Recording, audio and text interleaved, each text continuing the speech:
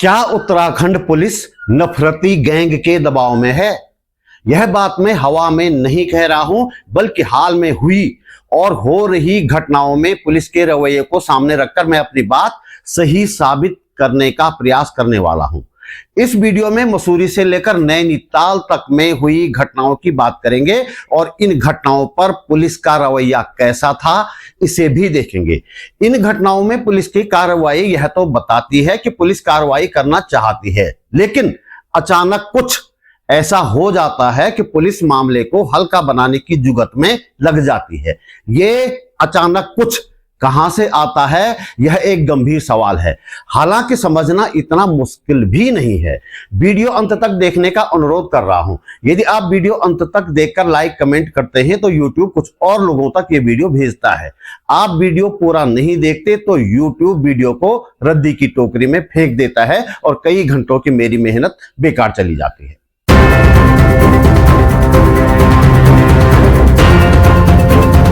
नमस्कार, बात बोलेगी चैनल पर आपका स्वागत। मेरा नाम है त्रिलोचन भट्ट और मैं करता हूं जन सरोकारों की बात मसूरी से शुरू करते हैं। पहलगाम की घटना के बाद पूरे देश के साथ ही देहरादून में भी कश्मीरियों के साथ दुर्व्यवहार करने का प्रयास किया गया। सबसे पहले कश्मीरी छात्रों को देहरादून छोड़ने की बात सामने आई या छोड़ने की धमकी दी गई।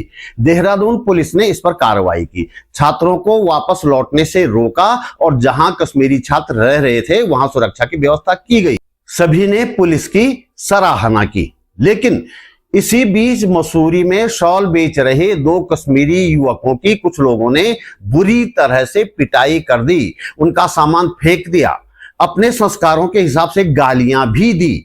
दोनों चुपचाप मसूरी से लौट गए, दोनों युवक।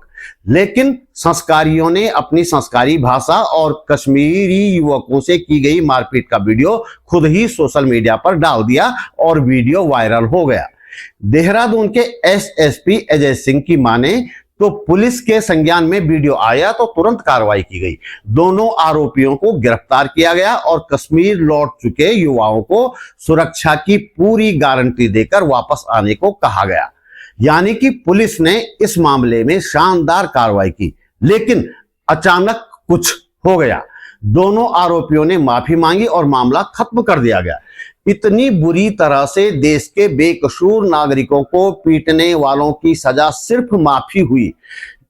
यह दरअसल अचानक कुछ का दबाव था, जिसके आगे पुलिस को अपनी कड़ी कार्रवाई रोकनी पड़ गई। नाम क्या तेरा?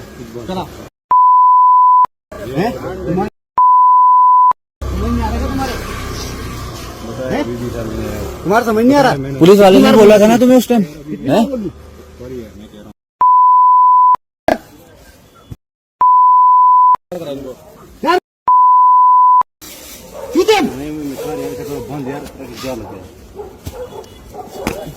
जल्दी बंद कर। क्या हो गया? बोल। कौन कर रहा है? ये कौन कर रहा है? ये कौन कर रहा? क्या हुआ? बार बार बोलते समझा तेरे को। तू क्यों लगा रहा गिरिया? नहीं आ रहे तुम, नहीं तो आ रहे हो सारे मसूरी में। नहीं तो आ रहे हो, नहीं तो आ रहे हो। कहाँ से हो?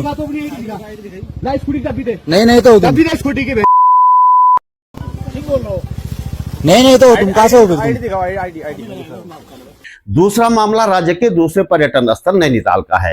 एक बुजुर्ग ठेकेदार पर 12 साल की बच्ची का रेप करने का आरोप लगा। पुलिस ने तुरंत आरोपी को गिरफ्तार कर लिया और जेल भेज दिया, लेकिन आरोपी का नाम कुछ ऐसा था कि नफरती जमात की मानो मन की मुराद पूरी हो गई। इस जमात के उकसावे पर नैनीताल के व्यापारी और आम नागरिक सड़कों पर उतर आए।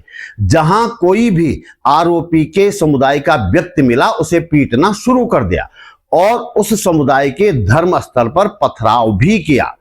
पुलिस ने शुरू में कड़ाई दिखाई, लेकिन फिर अचानक कुछ हो गया और इतना ज्यादा हो गया कि पुलिस कोतवाली और डीआईजी ऑफिस के पास होने वाले पथराव और मारपीट की घटनाओं के दौरान भी पुलिस नजर नहीं आई। हालात यहां तक पहुंच गए कि नैनीताल को पूरी तरह से बंद कर देना पड़ा, पर्यटकों को वापस भेजना पड़ा। लेकिन इस उन्माद के बीच नैनीताल से एक राहत देने वाला वीडियो भी सामने आया। इस वीडियो में एक युवती प्रदर्शनकारियों को ललकार रही है, कह रही है कि रेप एक व्यक्ति ने किया तो उसके पूरे समुदाय के हर व्यक्ति को पीटने का क्या मतलब होता है। वह पूछती है कि आरोपी भारत का है तो पाकिस्तान विरोधी नारे लगाने का क्या तुक है। वैसे इस बवाल में जिस तरह से उग्र तरीके से जय श्री राम के नारे लगाए गए, उससे यह साफ तो हो ही गया था कि यह भीड़ पीड़ित बच्ची के पक्ष में नहीं बल्कि नफरतियों की पार्टी का वोट बैंक पक्का करने के इरादे से सड़कों पर उतरी है। वो वीडियो आप देख लीजिए। ठीक है, दुकानदारों को क्यों मारा? निर्दोष अगर कल वो आके मेरे भाई को मारता है यहाँ पे हिंदू को, तो आप क्या करोगे? कौन बताना है? मुझे नहीं पता है।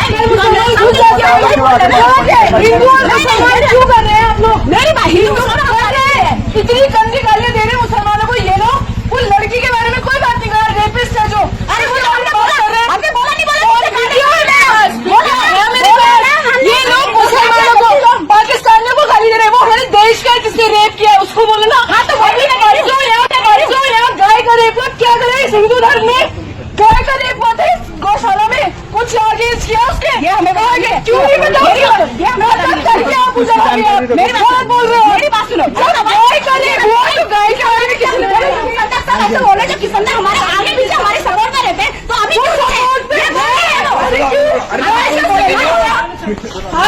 मुसलमानों ने रेप करा है, बस ये बोल रहे हो आप लोग?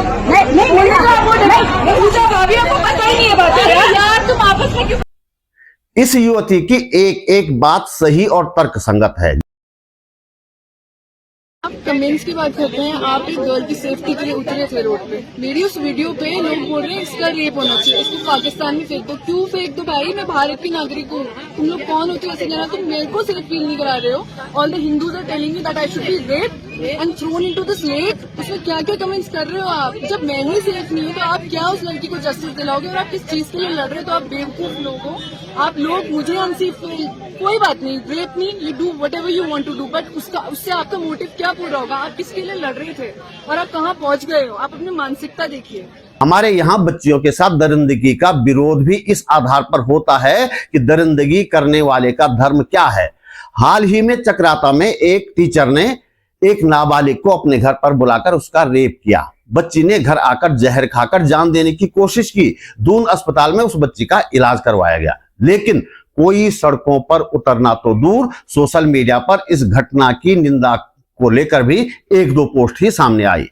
देहरादून में एक पूर्व फौजी ने अपनी ही बेटी का रेप किया। यह मामला दर्ज हुआ, किसी ने विरोध नहीं किया। कोई अपनी ही बेटी से रेप करे तो क्या समाज को चुप रह जाना चाहिए कि इसलिए कि वह उसकी बेटी है? नहीं ना। फिर किसी ने कुछ नहीं कहा क्योंकि आरोपी का नाम वैसा नहीं था। हाल के महीनों के कुछ और उदाहरण देख लीजिए। चंपावत में कमल रावत नामक व्यक्ति ने नाबालिग से दुराचार किया। पुलिस ने कार्रवाई की, लेकिन कोई विरोध करने के लिए आगे नहीं आया। कारण कि नाम कमल था और वह बीजेपी का मंडल अध्यक्ष था। शर्ट में भगत बोरा ने भी नाबालिग का रेप किया, उस पर भी मुकदमा दर्ज हुआ और जेल भी गया, लेकिन वह भी भगत लोगों के पार्टी का ही मंडल अध्यक्ष था। तो भला बच्ची के साथ दरिंदगी का कोई क्यों विरोध करता? लाल कुआं में दुग्ध सहकारी संघ के अध्यक्ष मुकेश बोरा ने एक महिला को परमानेंट करने का झांसा देकर उसके साथ रेप किया, पर वह भी संस्कारी पार्टी का सदस्य था तो विरोध नहीं हुआ। कहीं भी विरोध की आवाज नहीं आई, बल्कि कुछ महिलाओं ने तो उसके पक्ष में प्रदर्शन किया। हरिद्वार के बहादुराबाद में बीजेपी ओबीसी प्रकोष्ठ के सदस्य आदित्य राज सैनी पर भी दुराचार का आरोप लगा और रुद्रपुर में बीजेपी पार्षद शिव कुमार मंगल पर भी। इसमें भी कोई विरोध दर्ज करने आगे नहीं आया। और तो और अंकिता भंडारी की हत्या के मामले में भी सत्ताधारी पार्टी वाले ही शामिल थे, लिहाजा हिंदू हितैषी संस्कारी पार्टी के लोग आगे नहीं आए। ऐसे में नैनीताल में आरोपी की गिरफ्तारी के बावजूद एक समुदाय के लोगों को निशाना बनाए जाना और पुलिस का लगभग मूक दर्शक बने रहना इतना तो संकेत देता ही है कि यह सब सुनियोजित तरीके से किया जा रहा है और इसका पीड़ित बच्ची या उसके परिवार से हमदर्दी का कोई संबंध दूर दूर तक कहीं नहीं है। नैनीताल के मामले में प्रशासन की उतावली भी देखने लायक रही। नगर पालिका ने तुरंत आरोपी के नाम का नोटिस काट दिया, उसका अवैध निर्माण गिराने का 3 दिन में स्पष्टीकरण देने के लिए कहा गया, जबकि आरोपी जेल में है। हालांकि यह मामला हाई कोर्ट तक पहुंचा। हाई कोर्ट को याद दिलाना पड़ा कि ऐसे मामले में सुप्रीम कोर्ट ने क्या व्यवस्था दी है। हाई कोर्ट की फटकार के बाद नगर पालिका ने अपनी गलती मानी और नोटिस वापस लेने की बात कही। देहरादून में मजार तोड़े जाने और उसका विरोध करने वालों को पीटने की बात कहने वाले व्यक्ति पर कैसा रहा पुलिस का रवैया, इसे जानने से पहले आपसे विनम्र अनुरोध। आप महसूस करते हैं कि इस वीडियो को बनाने में थोड़ी बहुत मेहनत की गई है और आपको इससे कुछ काम की जानकारी मिली है, तो वीडियो को लाइक करें, कमेंट करें और शेयर भी जरूर करें। पहली बार मेरे चैनल पर आए हैं तो चैनल को सब्सक्राइब अवश्य करें। हमारे पास इनकम का कोई जरिया नहीं है, इसलिए यदि आप समर्थ हैं और चाहते हैं कि यह चैनल आगे भी चलता रहे तो अपने जेब खर्च में से एक छोटी सी राशि निकालकर आर्थिक सहयोग अवश्य करें। आप YouTube पर वीडियो के नीचे ज्वाइन बटन पर जाकर या सुपर थैंक्स पर जाकर मेरा सहयोग कर सकते हैं। डिस्क्रिप्शन में बैंक डिटेल भी है। अब आते हैं देहरादून में मजार तोड़े जाने और इसके विरोध में राज्यपाल को ज्ञापन दिए जाने के बाद के घटनाक्रम पर।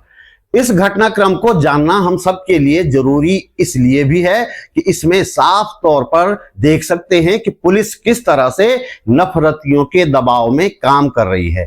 पिछले वीडियो में मैंने बताया था कि देहरादून के अनेक सामाजिक संगठनों और विपक्षी पार्टियों ने इसके खिलाफ राज्यपाल को ज्ञापन भेजा था।